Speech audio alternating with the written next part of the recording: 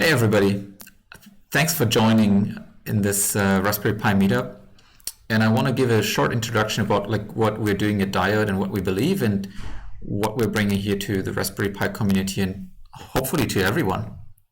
So this is like the little roadmap and vision slide deck that I've made here for you guys. There's a shortcut link to install the Diode client.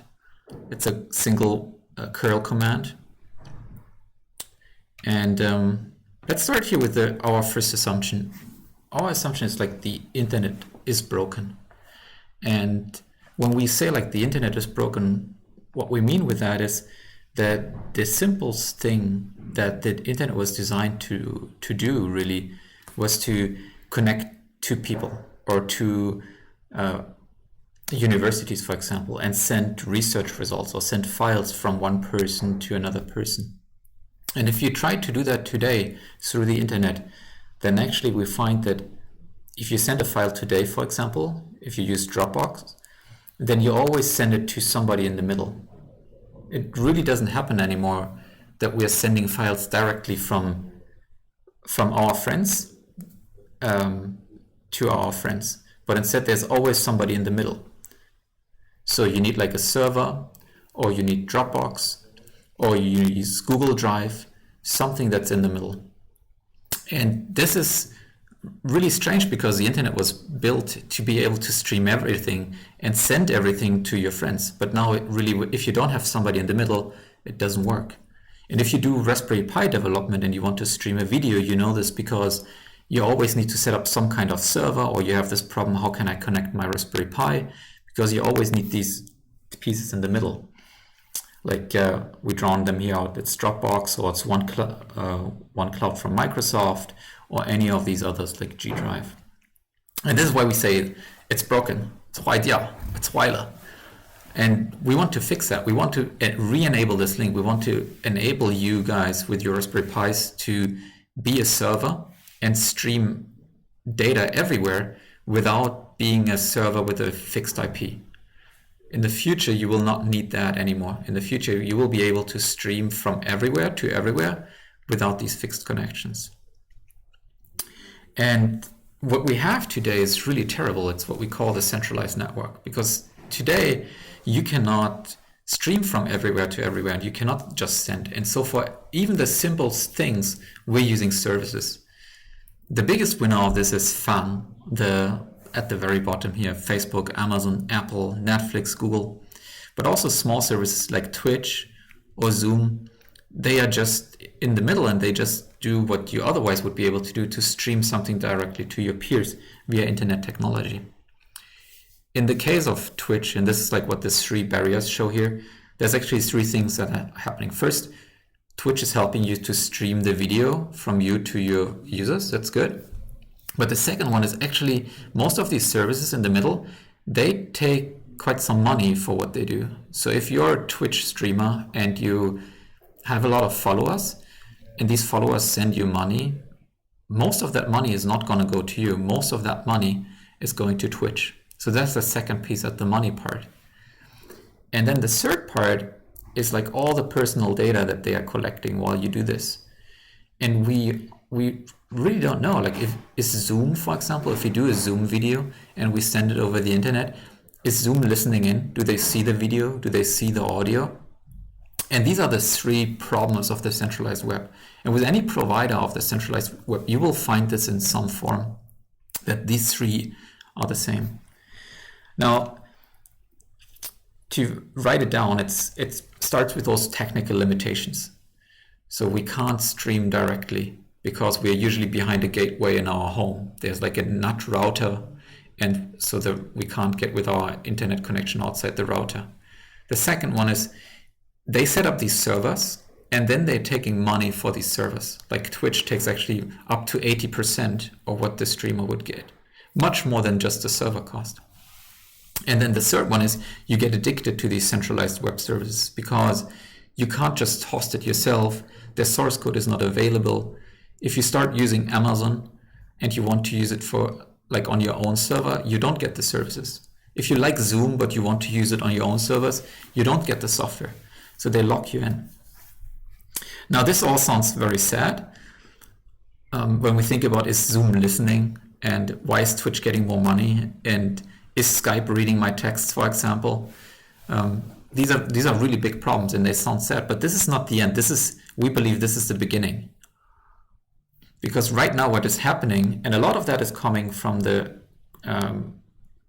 blockchain like Ethereum, is that we have this starting of a new beginning, of a new decentralized movement. And I don't know how many of you guys have heard that, and later on Peter will be able to explain more of that. But the idea of this decentralized movement is that we are able to take all of these services that I just talked about, like Google and Facebook and Netflix, and we move them out of the centers and we re-own them as all the people,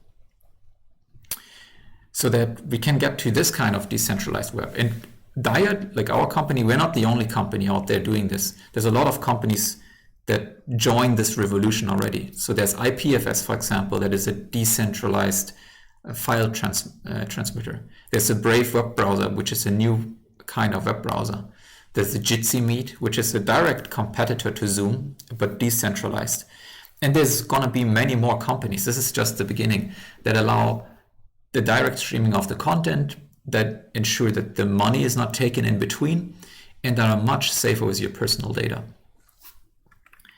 So as part of that, if you look at this, like what is common with all the decentralized technologies, it's for us, those three items here. They're all based on public-private key crypto. So it's everything you do is end-to-end encrypted. And that means if you send a message from yourself to your friend, nobody in the middle can read it. Even if there's a server, they are not able to decrypt it. That's the most important one. That's the first one. The second one is a built-in direct transfer of value. So we are this protocol also money. So if you implement a Twitch stream and you give them money in the Twitch stream, that money goes 100% directly to them. There's nobody in the middle who's taking a cut. There's no Apple Marketplace who's taking 30%, for example. It goes directly, and it's built into the protocol. And the third one is that when we build an application and we run it decentralized, a so-called decentralized app, a DApp, then this is transparent, and you can see what happens with my data, where are the transactions going, and how is all of this being processed. It stays transparent. It's not in the black box, and you can tell, not like Zoom today, you don't know what they're doing with your data, but you can actually know what happens. So these are the three important marks of a decentralized app. And this connects directly to our vision. And this is like the short paragraph here. We want to create this network that is completely decentralized, where all the services you use are decentralized, and you're not making all these central companies super rich, but we actually work together, everyone together on services together that create a better internet and allow everybody to contribute and participate. So this is like a little outlook on our roadmap here. So we have started in the top left with direct peer-to-peer connection. So we can connect from one device, and we actually started with Raspberry Pis, from one Raspberry Pi to another Raspberry Pi. And then the next step was to go from a Raspberry Pi to a desktop, to a browser. So that's a Diode gateway.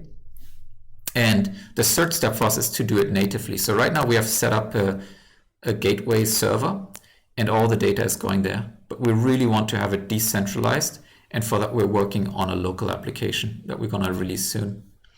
Then there's an SDK, so that this mesh network of Diode can go into many more services.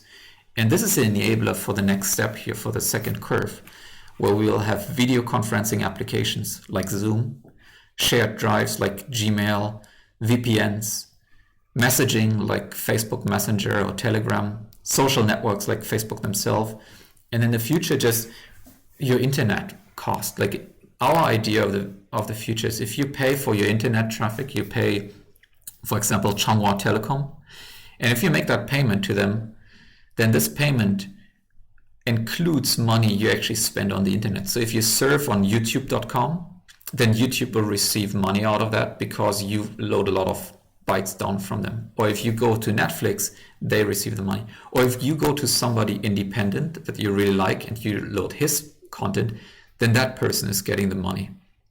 But it would be automatic and transparent, and it would be direct, so everybody can contribute. So this is really the little roadmap that we have in front of us, and we want to enable with our core technologies that Peter's going to present. And I just want to ensure that you know of the movement, and I hope we can excite you about the new decentralized internet. And maybe some of you want to join this movement or are interested what else there is decentralized and what can be done. If you're interested, click the links, ask Peter, ask Yashin or Hans, and come and talk to us.